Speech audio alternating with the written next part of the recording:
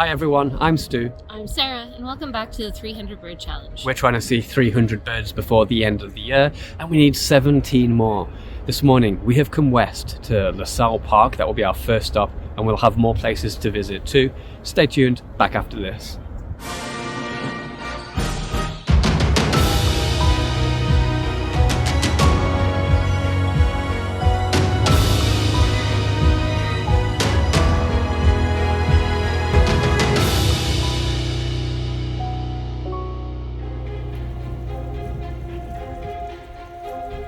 Okay, Sarah, where are we today?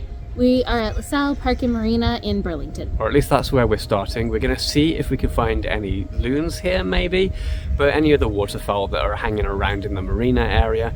And then we've got a few other spots that we're going to visit in the area after that. So stay tuned. Let's take a look around Salle Park Marina first. Salle Park Marina in Burlington sits nice and snug near the corner of Lake Ontario. Now, this spot is reliable for waterfowl, including a variety of ducks and loon species. We've already seen common loons this year, but we're on the lookout for its cousins, especially the red-throated loon. A couple of episodes back we had distant looks at ruddy ducks. Viewer Dave Trumbull tipped us off that ruddy ducks have arrived here at La Salle.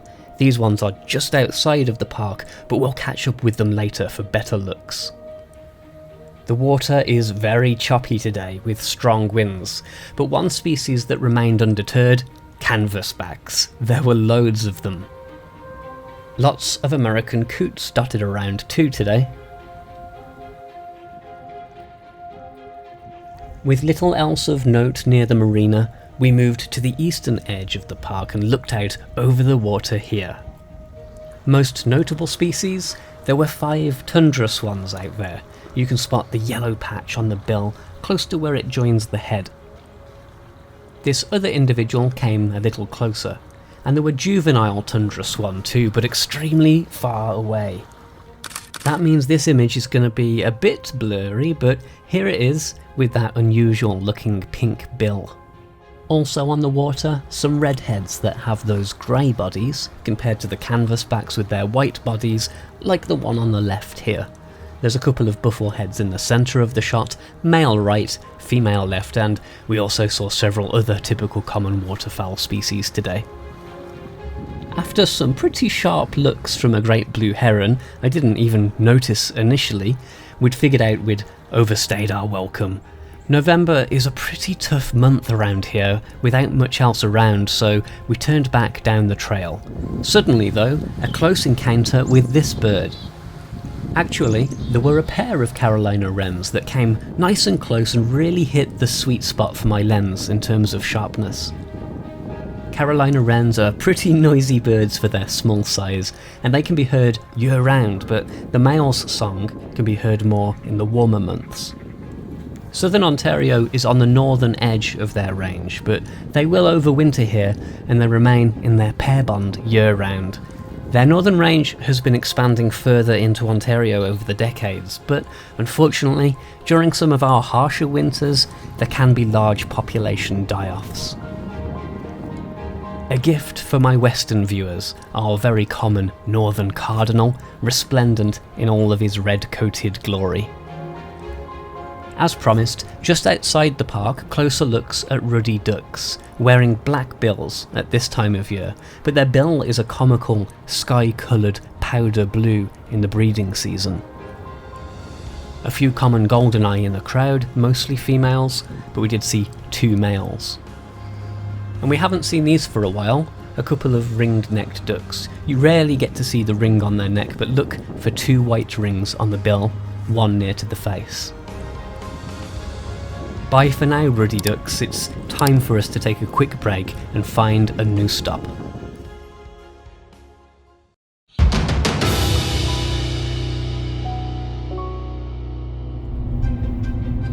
We left La Salle via the obligatory coffee stop. Okay guys, we have come to 50 Point Conservation Area. It's on the lake, so we're hoping for maybe some loons, maybe some scotters again. Also rumours of owls being quite good here, but we'll see how that goes. Before we get too into this though, I'm going to do a quick flashback and return to a few days earlier when we were looking for a Barrow's goldeneye.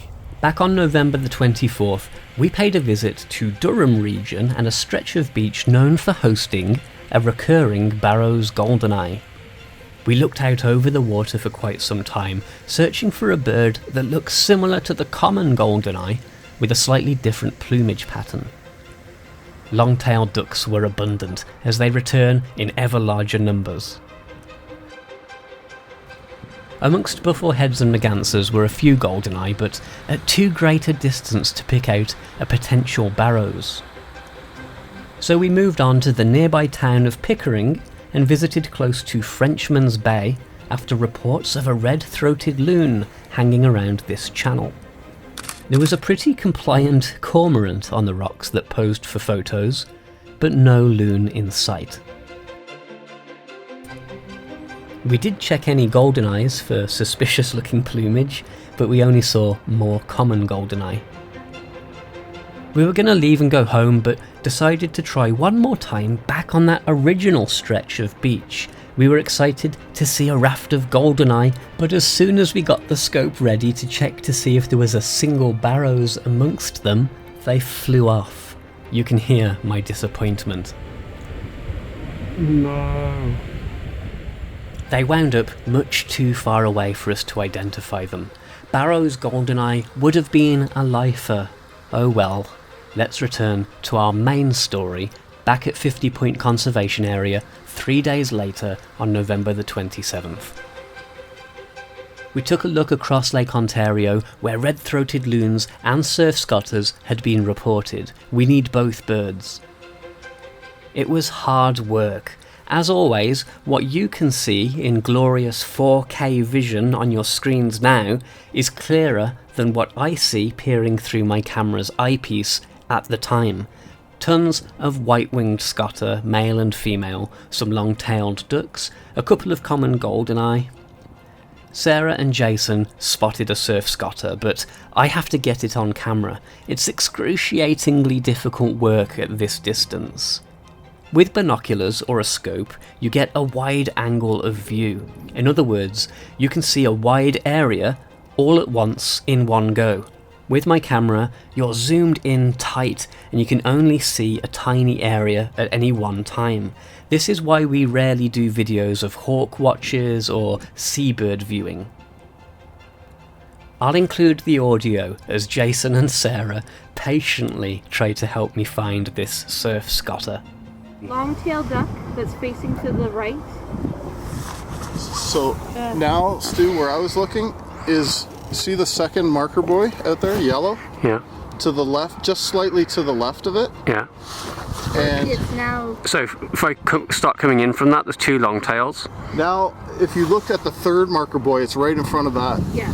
Look In from our the third, field it of comes view. straight down. It just dove. Did it just pop back up? Not yet. It was moving from right to left. Yeah. And you could see it looked brighter than all the other ones, and you could see the two dots on its head pretty distinctly. It's facing us. It's like spinning in circles. Yeah, I was looking at that. Is it facing us currently? Like Yes, it is. and it just turned to the right. Yeah. And it's To the left. to the left. Sorry. Yeah. The one in front just dove. It just Just dove. dove? Got it. Excellent. Eventually got it. Surf scotter, new bird. I was filming some long-tailed ducks fooling around when a red-throated loon suddenly appeared. But this time we weren't so lucky. I didn't get it on camera. Darn. We did try to find it again from a couple of different vantage points. Loons can dive for a long time and then they can reappear hundreds of feet away. We weren't able to track it down again. Okay guys, we just had pretty challenging looks across the lake. Makes a change for us to be looking north across Lake Ontario instead of south, but there was lots and lots of waterfowl out there. We did see a few surf scotter and I got one of them on camera, so that's a new bird for the year. Yeehaw! Frustratingly, we saw a red-throated loon, but I couldn't get the camera on it. Actually, I personally didn't see it, but Jason's with us today and Sarah both saw it. Unfortunately, that doesn't count. As you can see, we're starting to lose the light, so we're going to see if we can find any owls before we leave for the evening. Stay tuned, let's take a look. Myself, Jason and Sarah searched. We looked into tons of coniferous trees, focusing especially on trying to find northern saw-whets. These tiny birds, about 4 or 5 inches tall, roost during the day, usually close to the trunk and at or just above eye level. And although we did find a recent kill site, this could have been caused by any number of predators. Well guys, we didn't find the northern saw-whet owl as I mentioned, but listen to my impression of one instead.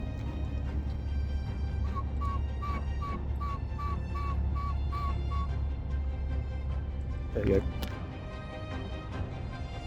Okay guys, I don't think we're going to find that owl, but at least we got the Surf Scoter, so not a complete bust, and we did get another new bird for the year, but things are getting a bit desperate, I think.